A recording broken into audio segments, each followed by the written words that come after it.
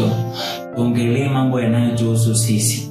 Leo tukiwa na lengo la kuangalia nature ya uongozi ndani ya Afrika Mashariki. Kabla ya kuingia na kuanza kuchambua mada yetu, hebu tuwakumbuke wale ambao waliopoteza maisha yao kwa ajili ya kulipambania taifa lao katika kipindi cha uchaguzi nchini Tanzania. Raha ya milele uwape Bwana, na mwanga wa milele uangazie, wapumzike kwa amani. Amina. Katika kuchambua mada yetu, ndugu zangu, tutakuwa kuna sehemu kuu 4. Ya kwanza ni ulevi, hususan ulevi wa viongozi wetu wa Afrika Mashariki. Jambo la pili ni mtazamo wa Plato, hususan katika nadharia yake ya Allegory of the Cave juu ya siasa za Afrika Mashariki. Cha tatu ni mapambano ya mnyonge na kipofu kutaka kufikia mwanga. Na la 4 na la mwisho ni sauti ya uchungu yenye kuhitaji mabadiliko ndani ya nchi zetu za Afrika Mashariki. Tuanze na point namba 1, ulevi, hususan ulevi kwa viongozi wetu.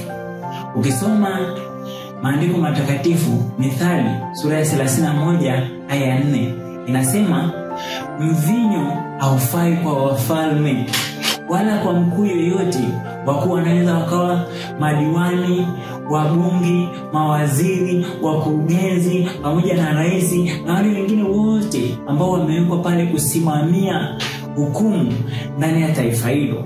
Hawafai kusema ukwapi mvinyo, kwa sababu hao ni wasimamizi wa sheria, wasije wakalewa wakaipotosha hukumu ya mtu mnyonge. Watu wengi watakuwa wanajiuliza, yaani uhusiano uliopo kati ya pombe na kutoa hukumu upo wapi? Ndugu zangu, pombe iliyoongelewa hapa ni vitu vyote ambavyo vinaweza vikamfanya kiongozi akapotosha hukumu, akasahau wajibu wake wa kuwatetea wanyonge na kufanya mambo mengine ambayo hayatakiwi. Pombe inayoongelewa hapa au ulevi unaoongelewa hapa ni kuendekeza undugu, kuendekeza umimi, kung'ang'ania ukabila na udini, ukasahau wale ambao umewekwa juu yao uongoze katika hukumu. Sio mambo hayo tu, na mambo yale yote ambayo yanafanya kiongozi anasahau kutenda wajibu wake, anawasahau kuwahudumia watu wake na kufanya mambo ambayo ni tofauti na yale ambayo anatakiwa kuyafanya kama kiongozi. Tujiulize, huko kwetu tunafanyaje? Huko kwetu Afrika Mashariki na sehemu nyingine yoyote ya Afrika tunafanyaje? Je, viongozi wetu wameelewa kitu gani? Ndugu zangu, twende jambo letu la pili, mtazamo wa Plato, hususan kwenye theory yake au nadharia yake ya Allegory of the Cave juu ya siasa za Afrika Mashariki na za Afrika kwa ujumla. Ndugu zangu, nchi nyingi za Kiafrika zilikuwa kwenye giza kwa muda mrefu sana. Ufahamu wa wananchi wengi ulikuwa uko chini.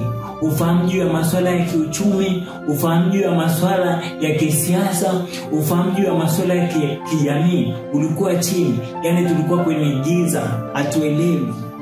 Lakini mimi binafsi naamini kwamba elimu na exposure, yani kutoka, unawafanya watu wengi sana kutoka kwenye lile giza na kupata mwanga juu ya yale mambo ambayo yanatakiwa kufanyika kwenye jamii ili kuleta maendeleo ya jamii nzima. Sasa watu wachache walitoka, wakaenda, wakapata elimu, wakapata exposure sehemu mbalimbali za dunia, wakarudi, wakaonekana na watu kwa sababu walikuwa wamebeba hiyo nuru, wakaonekana, wakaaminiwa na watu, wakapewa cheo na dhamana ya kuwa viongozi kwenye taifa la hao watu ambao wapo kwenye giza.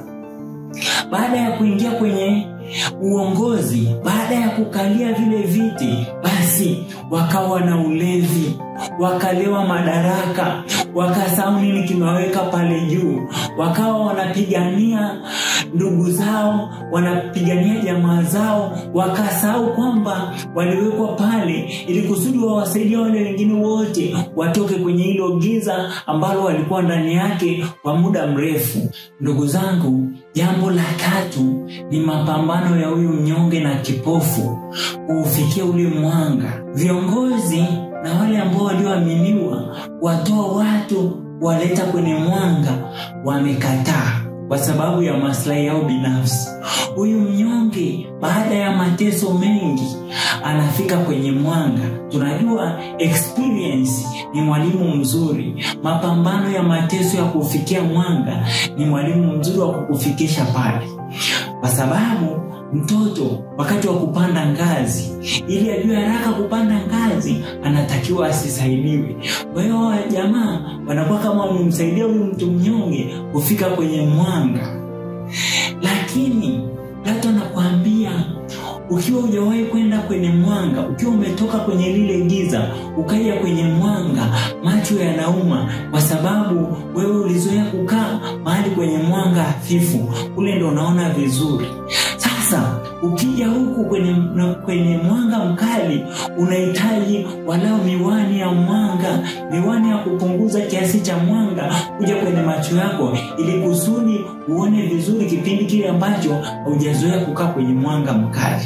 Kitu cha ajabu na cha kushangaza zaidi, wale viongozi ambao walikataa kumsaidia huyu mnyonge, kumsaidia huyu kipofu kutoka kwenye lile giza kuja kwenye mwanga, ndio wameshikilia miwani za mwanga. Hawataki kuzitoa miwani hizo za mwanga. Wameziweka kwa ajili ya ndugu zao, kwa ajili ya machawa wao, kwa ajili ya jamaa zao, na kwa ajili ya wale wanaowasapoti kwenye mambo ambayo wanayafanya, ambayo sio kile kitu ambacho jamii nzima iliwatuma wakafanya. Najua watu wengi wanajiuliza sana, je, miwani hizi ni kitu gani? Je, kuna uhusiano gani kati ya miwani ya mwanga na siasa? Miwani za mwanga ni nafasi za ajira. Viongozi wameziweka kwa ajili ya watu wao wa karibu na machawa wao. Cha pili ni mifumo ya elimu. Mifumo ya elimu imetengenezwa mibovu kwa ajili ya kuendelea kuwafanya watu wasitoke huko kwenye giza, waendelee kubaki huko. Jambo la tatu ni taasisi za kutoa mikopo. Taasisi za kutoa mikopo zinatoa mikopo tu kwa ajili ya watu maalum.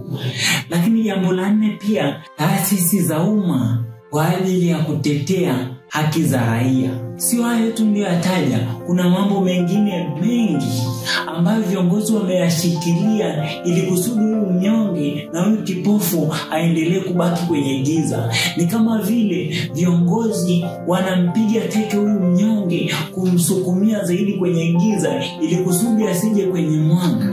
Lakini tukumbuke kwamba huyu mnyonge anarudi kwenye giza sio kwamba kwa sababu ana ufahamu na uzuri wa mwanga. Anarudi kwa sababu amenyimwa nafasi ya kupata maisha kwenye mwanga. Anarudi kwenye giza akiwa na maumivu makali sana, na anaenda kutengeneza sumu na mbinu mbadala za kurudi tena kwenye mwanga na kupata nafasi kwa njia nyingine yeye anayoijua. Ndugu zangu, sehemu yetu ya 4 na ya mwisho kwa leo ni ile sauti ya uchungu na ya huzuni yenye kutaka mabadiliko, yenye kutaka revolution. Ndugu zangu, huyu raia ambaye kafungwa kinywa, ambaye kanyimwa kuongea, ambaye kanyimwa miwani ili kusudi aweze kukaa kwa raha kwenye ule mwanga na kuendelea kuenjoy ile hali ya kutokuwa gizani, anaweza kukaa kule gizani mwaka mmoja, anaweza kukaa miaka 2, anaweza kukaa miaka 10, anaweza kukaa miaka 50. Lakini ndugu yangu, ipo siku moja atashindwa kukaa kule. Atakuja na nguvu kubwa, kudai haki yake ya kukaa kwenye mwanga, kudai haki yake ya kupata miwani kwa ajili ya kukaa kwenye mwanga. Atakuja na maandamano ambayo hakuna mtu ataweza kuyazuia. Atakuja na vurugu na kuharibu mali ambako hakutaweza kuelezeka. Ni kwa sababu tu kwa njia ya amani ameshindwa kuipata haki yake ya kukaa kwenye mwanga. Kwa njia ya amani amezuiliwa haki yake ya msingi ya kupata miwani ya kuona akiwa kwenye mwanga mkali. Tunaweza tukawateka, tunaweza tukawapiga risasi, tunaweza tukawaua kwa unyama kiasi gani, ili kusudi wakae kimya na warudi kutulia kwenye giza. Lakini trust me, kila tutakachokifanya itakuwa kama ni kuzima moto kwa kutumia petroli. Ndio watazidi sana kuja kwa hasira kubwa na kufanya vitendo ambavyo hakuna mtu atakayeamini kwamba ndio yule Mungu amekuwa mkatili kiasi hiki, ndio yule mtu mpenda amani amekuwa na roho ya unyama kiasi hiki. Sisi ndio tumetengeneza hiyo.